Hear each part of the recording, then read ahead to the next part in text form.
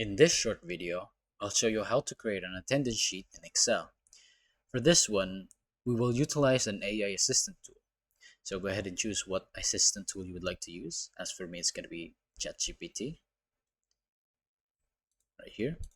Now, we're going to input a specific prompt for ChatGPT to work on. Something like generate an Excel file, attendance spreadsheet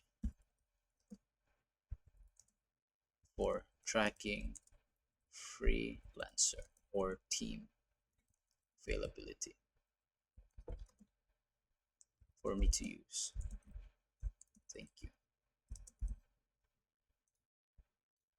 There you go. Press enter.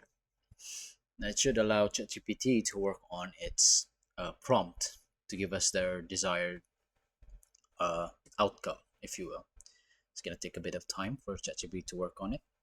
There we go. It should give you the Excel file. Go ahead and download it and open it. This one. Go ahead and check the file if it works for you. And there you go. It's that easy. Go ahead and adjust the headers. There we go.